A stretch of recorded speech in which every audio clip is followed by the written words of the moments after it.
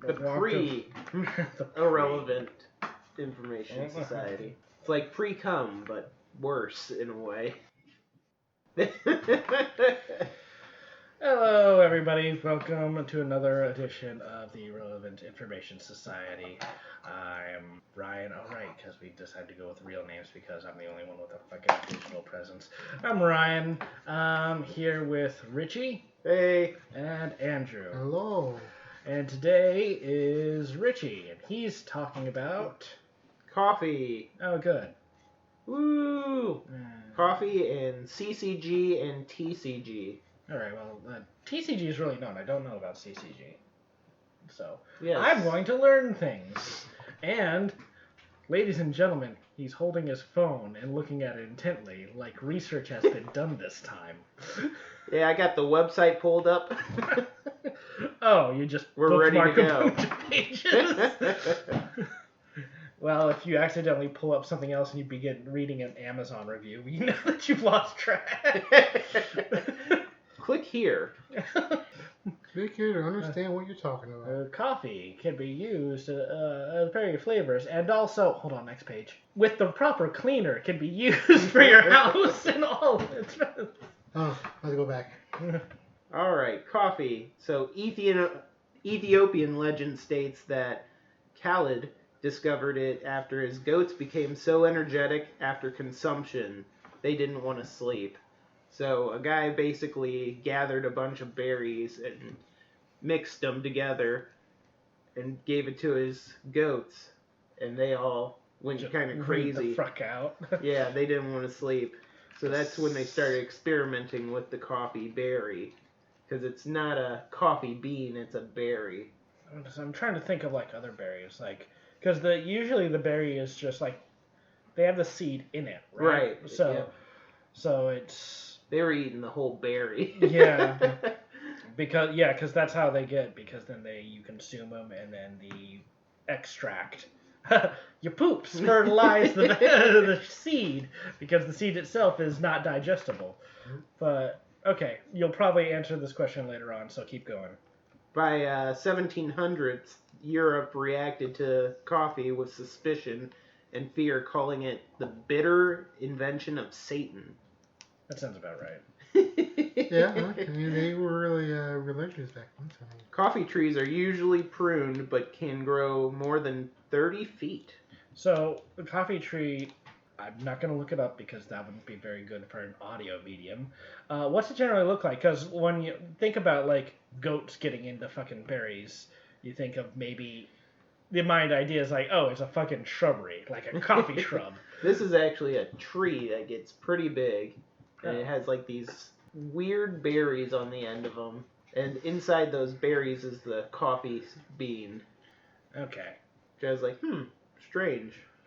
They can live up to 100 years, but are most productive between the ages of 7 and 20. The average tree produces 10 pounds of coffee cherries per year. So I guess it's not a berry, it's a cherry. Well, I mean, like, a cherry is a type of berry. I would think. Yeah. Oh, they look like the cherry tomatoes. Yeah, they look like close up. They're probably smaller than that. Yeah, they're probably smaller than that. Yeah, but like I said, this is probably a question that's going to be answered up as you continue reading. But now it's like, okay, so do they dry out the entire berry? Because I think nowadays we just do go with the seed. Which means there's now a whole extraction process. Yeah, that kind of goes into the question I had, like, how will they harvest it without really damaging it? Right. Or maybe they do, and they're just like, fuck you, berry, I got the seed! Yeah, I think they just cut them out, but I could be wrong. Yeah. They might dry them out. Who knows? Mysterious magic! Continue reading, and maybe the answers will be therein. It's not. Oh, sweet. Leaving you with questions. This is a high school paper. Coffee could now have the potential benefits towards cancer, longevity, diabetes, and strokes. So they're like testing it in those kind of areas, and it's having positive benefits towards them. Well, okay, so I remember sugar/caffeine pills, and I'm guessing coffee has a naturally occurring caffeinated effect.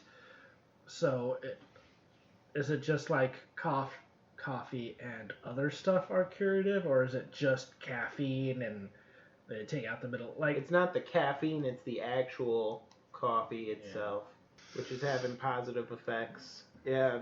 Then I started like wondering like about Colombia and coffee. Because Colombia is said to be the richest and most diverse region on Earth for coffee. Colombia is second in global coffee production, only to Brazil, which I had no idea. Without coffee, Colombia's economy would have collapsed because it's home to 560,000 coffee farms, making it their biggest export.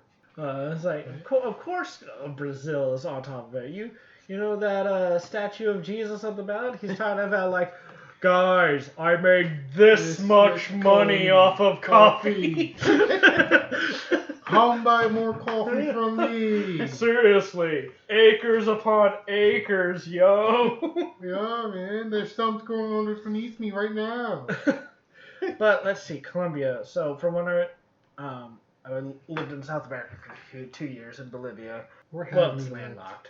I could tell you, but like listing the places it's weird. At a certain point, listing the places I have been and listing the places I haven't been is a fucking chore. Because usually you want to, like, if you've been a lot of places, you want to work backwards. Be like, okay, these are the places I haven't been, because it's not as much. But then if you haven't been any place, you'd just be like, America. But I've been where it's like, okay, are we going to talk about where I've lived or like where I've been on vacation and lived? Like we need to add some filters, or else you're not going to find the car you want. But the reason I bring it up is because Colombia, so mountainous regions would allow, and like fertile mountainous, so like the steppe plantation sort of thing. That makes sense. There's also still some wilderness, in that case, I guess jungle-ish areas, which hopefully they wouldn't have deforested out so much, so that makes sense there. I'm trying to think in my head where it is, like geographically, like if it has, like, you know, the river, the Amazon, I guess Rio River? That doesn't sound right. But it's also like if it has the river, that means that there's, well, if it has a waterway system, it's like there's that. They like thrive on the dry. Dry Environments, but well, I mean, it gets plenty of sun. Yeah, sunlight. So rich soil, maybe.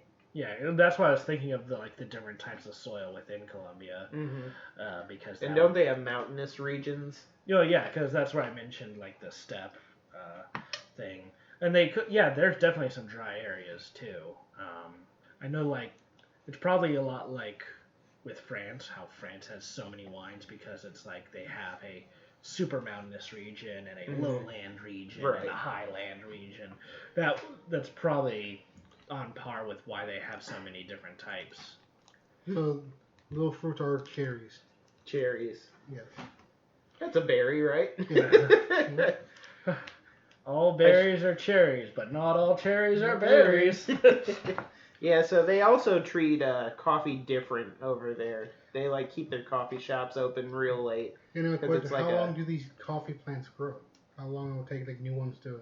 Well, they said they're most productive between ages 7 and 20. Which is the least productive in human years. And that they live up to 100 years or... I mean, that seems... I wonder if that's just what they say so they can make it an excuse to uproot it. You gotta have this plant that's failing for 100 years.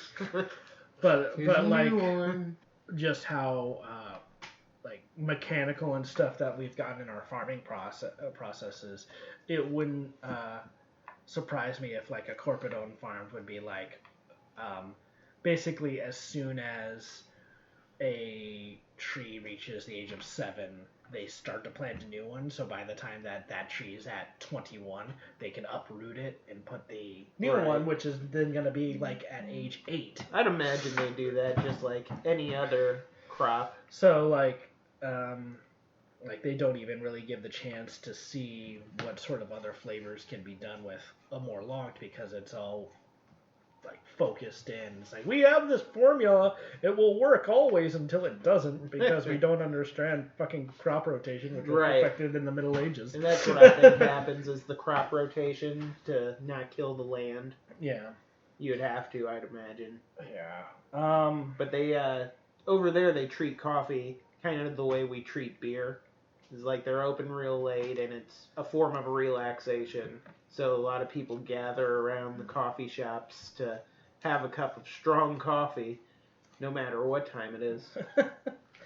Kind of the way we drink at 7 a.m. Well, that just means it's not going to work after a while. And if you haven't had a shower beer, you are un-American. Oh. So I can relate to this.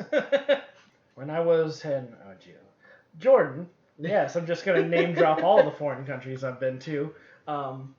They would, they called it Turkish coffee, which was pretty much just the straight up grinding from the coffee in your cup and the hot water of it. And you just mixed it, and if you got the grinds, you consume those grinds. Oh. Just like all together. It's like cowboys, they just put the grinds in like a large pot, then they put water in it and they just boil it over a fire. Yeah, so like they did old school, but I also could imagine that some people still try to use the beans themselves, but it's probably a lot weaker that way. Yeah. So like if it's going to be a 24-hour place, then it would probably make sense of like at a certain time they don't necessarily have the strong stuff. Yeah. Unless there's a night shift or something. Yeah, like granted, like once again, if it's a more corporate plantation stuff, there's people that are working at all hours of the night, tending and then harvesting, so. Yeah. Who would have thought that coffee would stay open so late? Oh, probably because it can't sleep. No, I can't sleep, so I'm going with this large cup of coffee.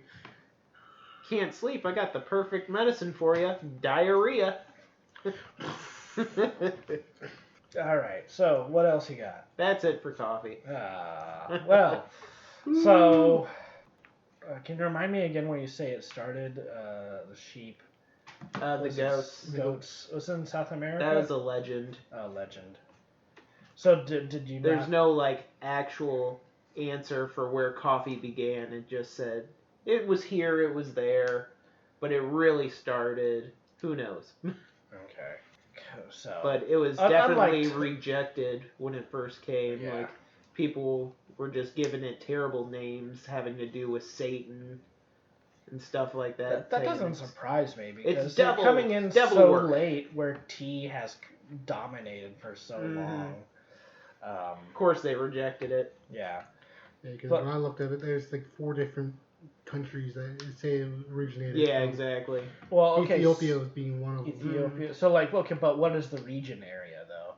Because, maybe it's not necessarily a country, but, a region. A region. So it's if it's Ethiopia and the other places that also say they have it are from Africa. I believe that's what I've seen for So Africa. it's Africa then, pretty much. Which would make sense with the Turkish coffee and the Jordan thing, because if the coffee is more amiable to the drier areas, then what is now Middle Eastern countries would have an easier time growing and maintaining it and being able to enjoy it more. And oh shit, well, you said 1700s? Mm-hmm.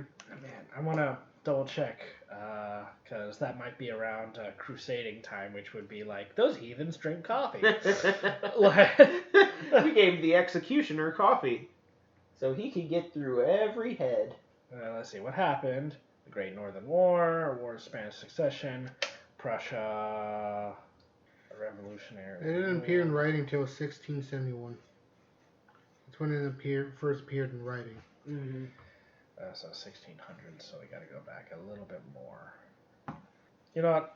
Fuck it. That's only high school level. Sure. I got the same thing about the gold tea and beans. Yeah. So the 9th century Ethiopian.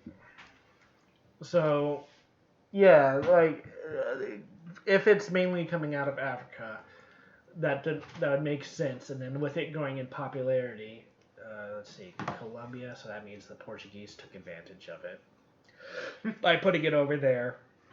and trying to get it acclimatized to a region of that. And unless the Spanish also took it over, it wouldn't surprise me if Brazilians or Spanish traders trade amongst themselves, and then that's how it went into Colombia. Yeah, you can't forget about Cuba also having coffee as well. Yeah. They also have their own version of coffee. I think weren't they mainly banana and coca, Which and coca is a plant where they chew on the leaves. Yeah. And then it's like you gotta grind it into a fine powder in order to get that cocaine. We're going to take a momentary break to eat. We'll be right back with the Irrelevant Information Society. Welcome back, everybody. I hope you're having a great time. That's not your topic. Right, so you're going to talk about CCG and TCG. Yeah, let me just start by saying I had no idea what CCG actually stood for. In my head, it stood for Children's Card Game, which it does not. It stands for Collectible Card Game, and TCG stands for Trading Card Game. Oh, okay, yeah, because you're doing two topics-ish. Yeah. Yeah, this entire episode is about you. Yeah, it's about me. So welcome to the Irrelevant Information Society. Starring, featuring, and mastered by Richie. And accompanied by the Dragon Bros. So, CCG and TCG are games that mix strategic deck building elements introduced with Magic the Gathering in 1993. They are typically turn-based and based around fantasy or science fiction. CCG is defined as a game where players acquire cards into a personal collection and challenge other players. Regular card games have been around since the 1300s. Okay, yeah. And the first pre-CCG to make it to market was baseball cards, released in 1951. The difference between TCG and CCG is in CCG, there is no trading of cards between players. And then I started, clicking random links. Okay, so, I don't know. For CCG, that makes me think of more of, Sentinels of the Multiverse or the Red Dragon Tavern, where it's like everybody already has their preset own deck. That's a part of the game. With things like that, I learned there's other kind of categories too. There's living card games and stuff like that, which I was like, what in the hell is a living card game? It's just a deck that's filled with living things, and when you play it, you pop out of the card. It's basically just like a set box that comes with booster packs monthly. That has to be a pretty recent edition thing. It came out with Lord of the Rings. Lord of the Rings card game. Oh, well, I mean, it's like TCGs are technically living card games because every 2 months they come out with a new set or series or whatever. I think it depends on if you can change out the deck rather than play with the set deck and then expand upon it. Well, that'd be the expanding upon. It really depends, because if you're just saying expanding upon and it's just adding new stuff in, then that's one thing. But if it's expanding upon means putting the new stuff in and taking old stuff out, that's changing things out. That's still that's still no different from Magic. I think Munchkin fell into the lines of living card game. Yeah, but that kind of makes sense because the cards. Okay. That makes sense, because that's more along how I was saying with Sentinels of the Multiverse and Red Dragon, where it's it has a pre-game setup already. So Apples to Apples or fucking the really most popular one. Cards Against Humanity. There we go. I was about to say, it's I can't think of its name, and I called it the most popular one, which is really not that great. Or even Exploding Kittens as well. Yeah. Or the pony thing. Both of those two were listed in there too. Yeah, Cards Against Humanity, I guess that makes Kittens. sense, because that is point blank adding things in. Yeah, I think the living card games are probably more focused on because it's almost like the expansion of a board game. Yeah. So the base game doesn't change. There's no necessarily new mechanics. It's just a different flavor of it. So, birthday what do you guys think is the top 5 CCGs? Because this is where I started clicking links. I think baseball, sports. So I'm just going to cover baseball, hockey, football. Afterwards, This is collectible card games. collectible card. Well, I mean, wasn't.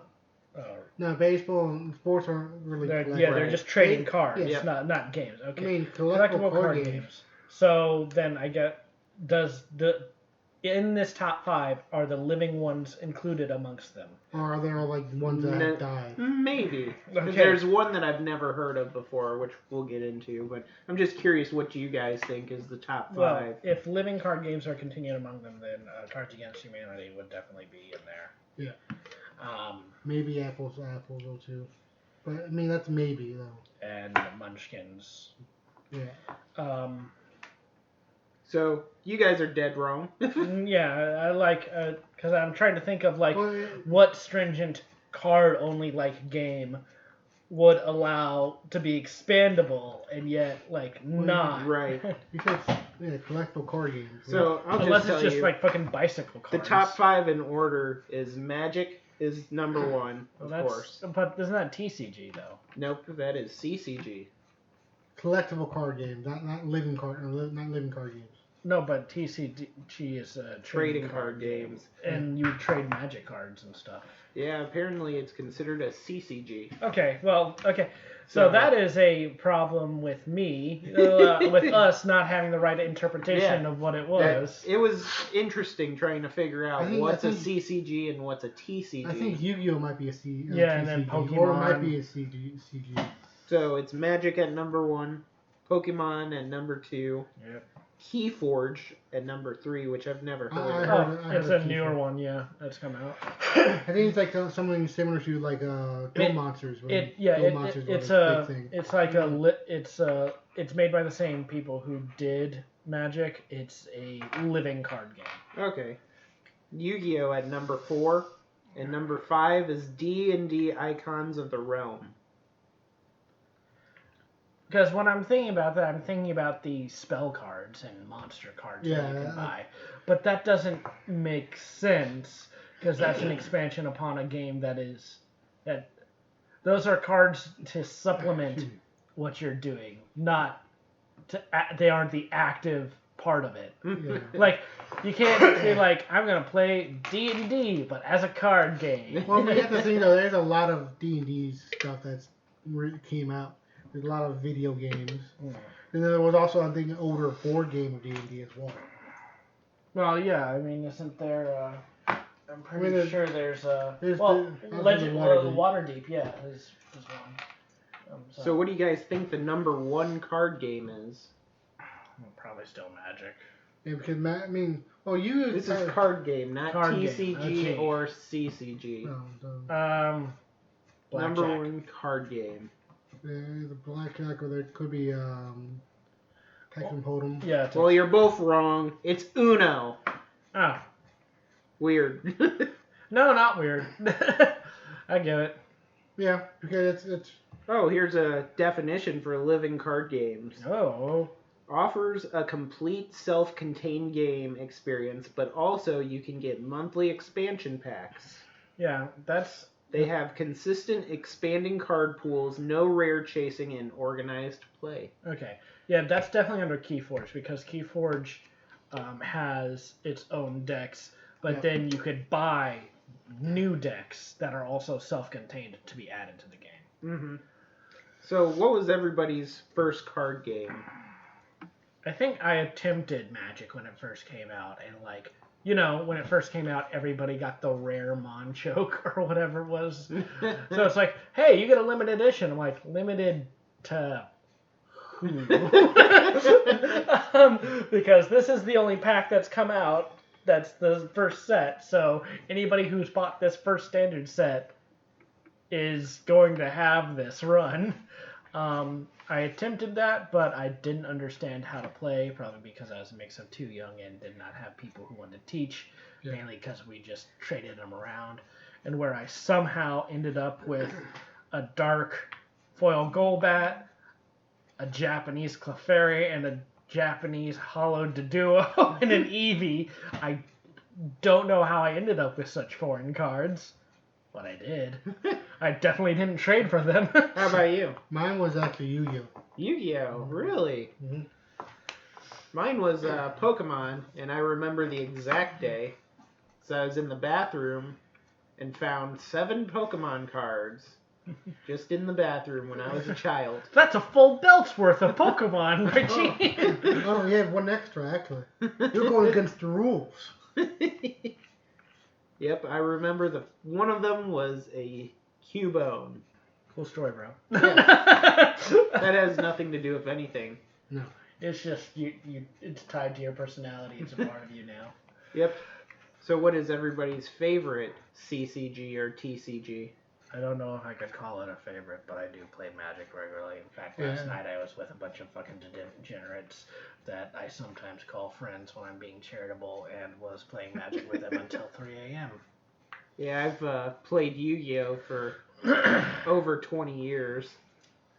Recently quit, as in recently of the last 6 years quit. First step's admitting you have a problem. Yeah, I also play Magic now too a lot. I have spent thousands, and I mean thousands, on Yu-Gi-Oh! So they are thriving solely because of me. I want you to know that. You know, Konami. And nobody else. Nobody else. You have made all your money off of me. How about you? Magic, I've been playing a lot of Magic, yeah. I mean, like, it's yesterday. I fought So what form of Magic do you guys play? Like Standard? Commander? I think... I play all like mostly everything. Yeah, not modern, because it's too expensive to keep up with modern. Yeah. So I guess it's a bit of, like, legacy, because we're always finding, like, old fuck you cards. Commander, Oathbreaker. I don't think we have done Brawl at all. No. In fact, when I bought a couple Brawl decks, I added cards into them to make them commanders, because we just don't usually do that. And what kind of colors do you guys like to run? Well, I mean, I guess I've only recently made a lot more green. I need to make more red, but I have 2 mostly blue decks, which means I'm a trash monster. Yeah. You're a counter speller, and we hate you. I have a mill deck that is totally blue, so yes, you're correct. I hate you. And then I have a self-mill deck, which is blue and black. So, trash. I try to use all, but I mostly use white. Interesting. Like the last time we hung out, I used light game against them. Oh, that's shitty. Which got Fell Down Sovereign, one of the best light game cards to have. If you have 40 or more life total points at the beginning of your upkeep, you win the game.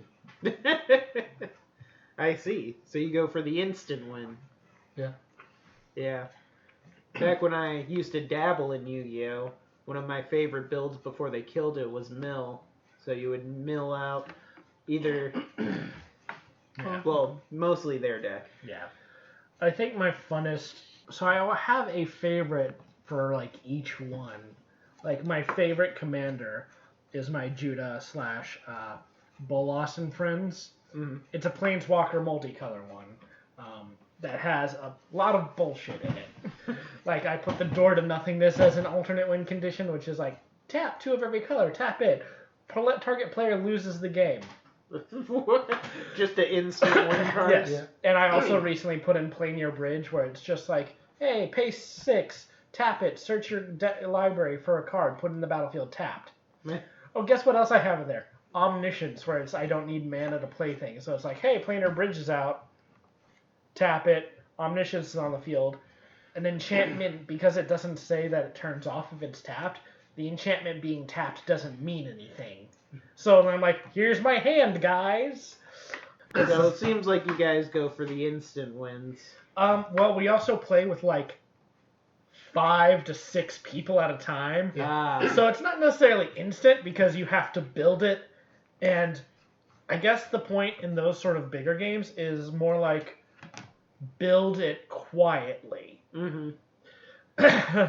And do things without people knowing that you have your win condition already with you, or are moving things in a way like there's some people, and I've done this to somebody, where it's like, Andrew's brother Zach likes to build his deck, like stack his deck. So he'll have cards where it lets him put the one card he wants, like things with the miracle cost or whatever, i.e. broken, on the top of his deck. So let's say an asshole, looking much like myself and following the same name, was like, oh man, I saw him stack his deck. Hey you, mill.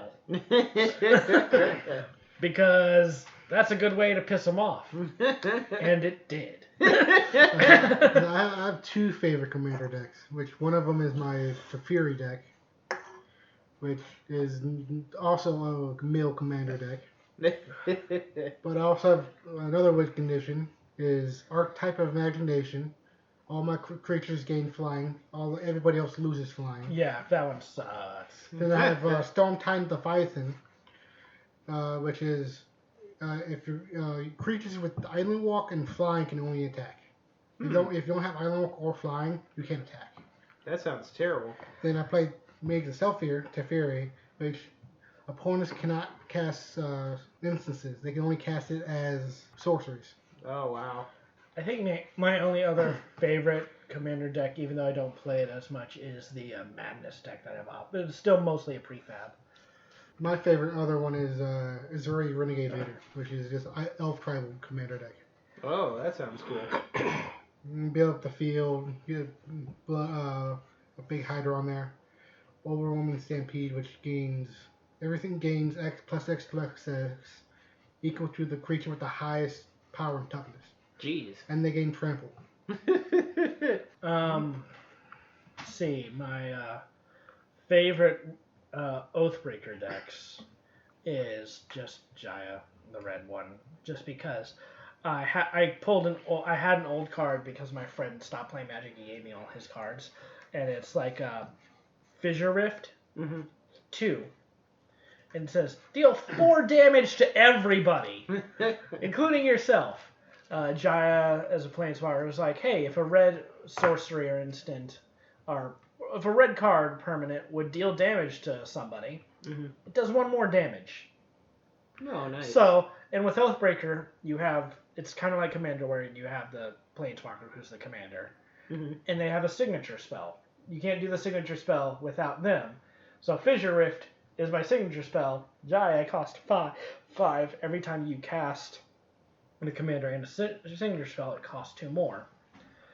Which means the turn after I have Jaya out, I could cast Fissure Rift 2 times, which is instantaneously 10 damage to everybody, where the life total is 20. Yeah. There's half your life. And then I usually have like fucking Electrostatic Field or Gutter Snipe Goblin or whatever that's like, hey, you cast a spell, it does 1 damage to everybody or whatever. Right. So it's doing a little bit more. Yeah, I'm doing a little bit more to everybody, but I'm also just kamikazing the shit out of myself a couple times. I think the first time I did that, I actually killed everybody, including myself. Because that's just Furnace Rift. Because I end up finding, like, I got, once again, from friends and from other people I played, like, old cards. Like, So, what's everybody's regular favorite card game?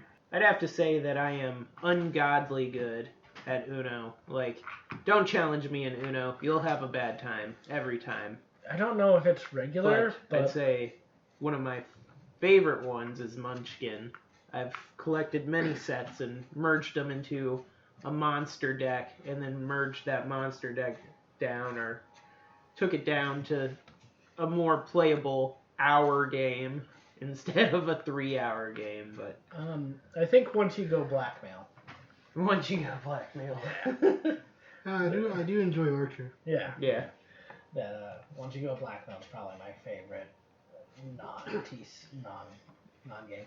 Sentinels in the Multiverse is okay. It's just a bunch of people are very complicated, and it requires, I guess, the head person to also play the villain.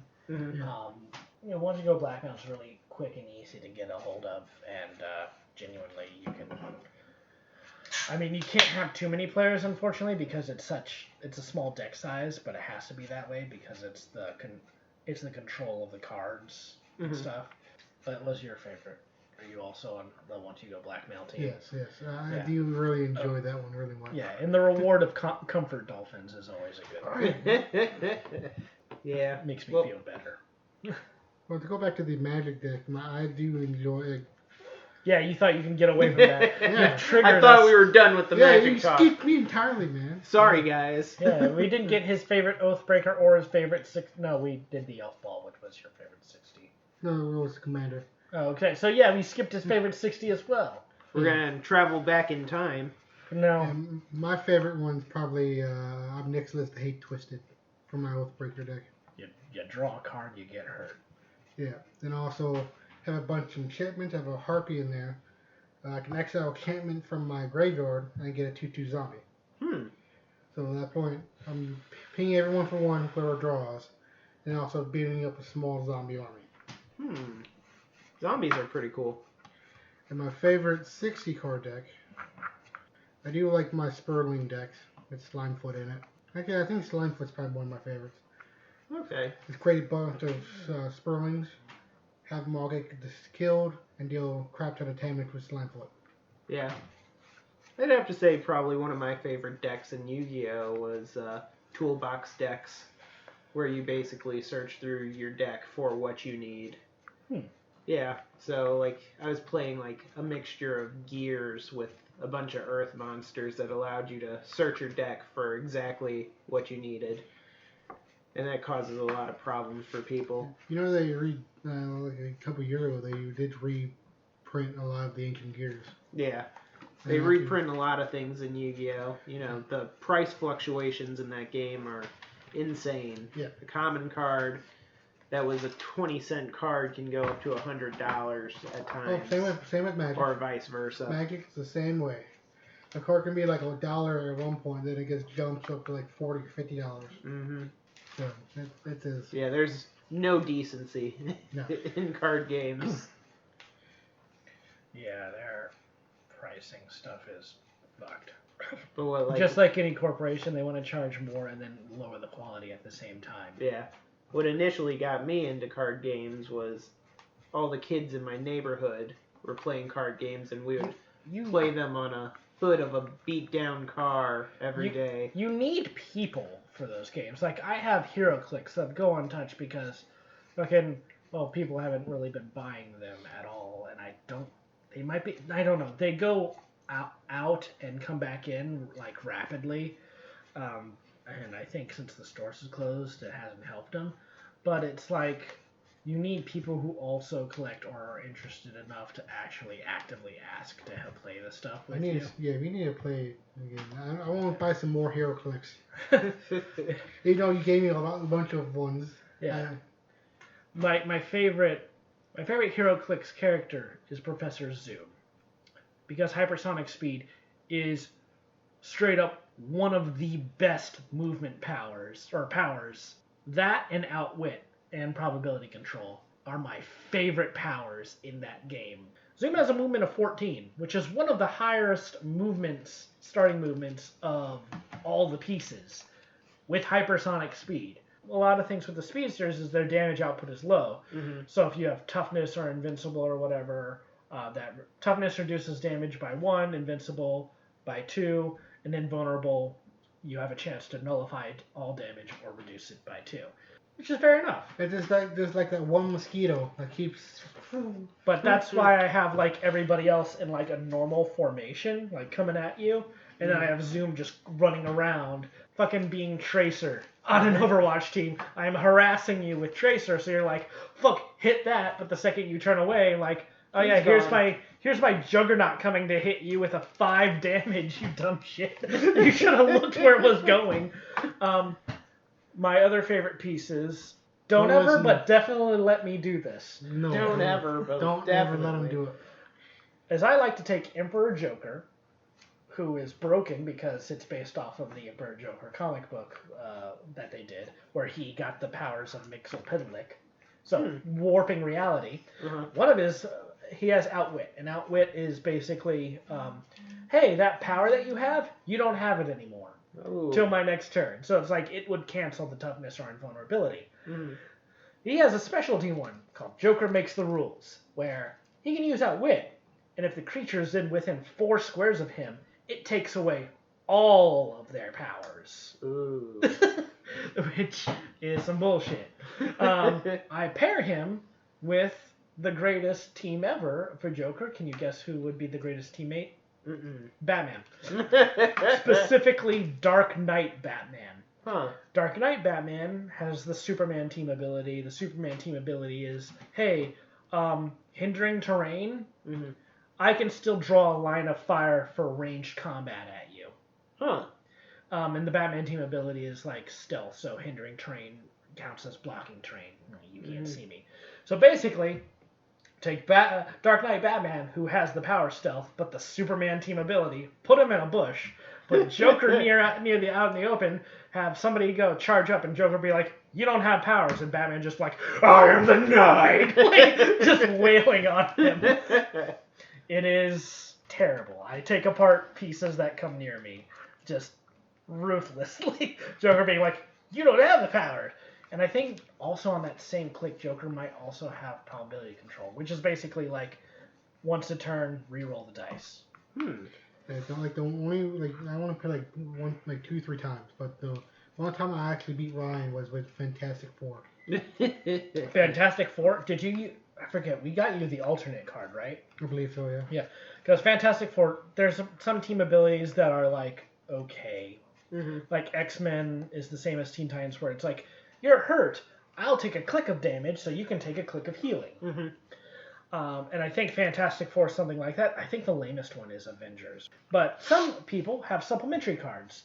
So if you're going to use fucking Avengers, fucking use Squadron Supreme Avengers card. It costs nothing, and it changes their team ability to be like a team that is not our team, or a unit that is not our unit, is everybody's on this team's arch enemy. And arch enemy, you have +2 attack against. So it's just like, that fucker there! We just wail on them. The alternate for Fantastic Four, if you're actually using the Good Invisible Woman, who has a defense of like 19 or 20. 20 was 20. Yeah, 20. If you're using the right, like the actual Fantastic Four, including like the best versions of all of them, the alternate team ability of Fantastic Four is bullshit. Because it states you use the highest defense amongst your team. Which is the 20? If you put Invisible Woman in hindering terrain, which for the purposes of ranged combat adds an extra 1 to their defense, that means the Thing, the Human Torch, and Mr. Fantastic are all sporting 21. Woo! And that's how I won here. Yes. I just had her like in the back here. Yeah, it's like, he's like, I'm going to move her off to the side. Like, I mean, I think, help. I'd be like, no, you want to put her on the garbage can or something. Because you're like, if it's on, it's hindering terrain. Otherwise, it's not technically. And then you did that, and everybody was at 21. Nice. And I'm like, this is some shit. Yeah, I think I kept I kept one of them nearby just in case she ever got some shit going towards her. Yeah, I think I almost did it. I think you let me use Zoom on that one too. And I think Zoom killed at least Mr. Fantastic. I believe it was. I think we almost killed Johnny. Almost, but the Thing rocking out with a super strength and 21 defense was just not having it. And I think I think the Thing was really what actually helped me and saved me there. yeah. I think that pretty much sums up. This was supposed to be my episode, and Ryan talked through the entire thing. And So I hope you guys enjoyed it. Yeah, I talked a little bit too. I mean, Richie, you talked about a topic that me and Ryan really enjoy. I hope the listeners enjoy it too. Yeah. Maybe they can have some Discussions about discussions what do or you call it? About coffee and TCGs and CCGs and HeroClix. looks like Richie did enough research. yep, this time. This time, yeah. I mean, Barely making the bar. just like in high school. Oh, right. So the next topic is mine, and I'm actually going to go for birthdays, specifically looking into the origin of birthdays, both in terms linguistically and when celebrating birthdays became a culturally acceptable thing, because it's like, there's no way it just happened, and there's no way, going from like cave time where I'm basically trying to go as far back as possible to see who claims responsibility at the earliest point of time. Mainly because there's been a lot of birthdays this past month, and including my own. So I'm still feeling the need to explore why people have to sing at you obnoxiously. Well, I will continually be on the topic of drugs, whether it be actual drugs or TCG, CCG drugs, whatever your fix is. I'm going to talk about it. I'm disappointed in you in every way. Don't get mad at me because your drug of choice is cards. I will banish you to the Shadow Realm. Won't be the first time and definitely won't be the last. Oh, this will be the last. I'm tying an anchor to you. Alright, well, yeah. So I think we're done. I can't wait to edit half my stuff out to make me seem less obnoxious and a lot of the eating. You guys take care. Bye. See ya. Oh, but yeah, subscribe Patreon. It's only $1. I have to feed these fucking monsters. It costs me Subscribe, and leave a comment saying how much you like one of us. Also, feel free to suggest just like Random topics. random topics. We won't read your comments. I will. I probably will It's my too. channel. I'll probably read them as well. Yeah, and Andrew peeks in. The only one without internet is the only one who's guaranteed to not look. We're not going to say his name, but we are going to stare at him. Black Daddy Richie. We weren't going to say his name. Now he's going to feel a little guilty. I don't want the AC on you. It's like, be cool. Too bad. All right, so comment if you ask a question. We might do an episode if we get enough, which, looking at the viewership, is going to be a long while. But if we get enough, we might do a bunch of mini, or we might actually research questions that you give us if it interests Richie enough to him stop looking up drugs. If it doesn't, me or Ryan will look up some stuff. Drugs. What's next? Alcohol? Maybe you'll just go in a cycle and you'll perpetually get better. Like, you went tobacco first and you're like, yep, that's it. And then we had so many more questions. You're like, that's interesting. I should have looked at that. So it's like, after you reach the final drug that you have to talk about, you're like, all right, well, now I'm going to go back and do everything again, only better. You'd be like almost be like a real college course, or where the teachers have to find more information and add it into these drugs had the same effect on anybody else as they did on you. They had you talking. I mean, as always, we are a Relevant Information Society. Bye. Signing off. Yeah, for like the third fucking time. Bye. Yeah. Drugs.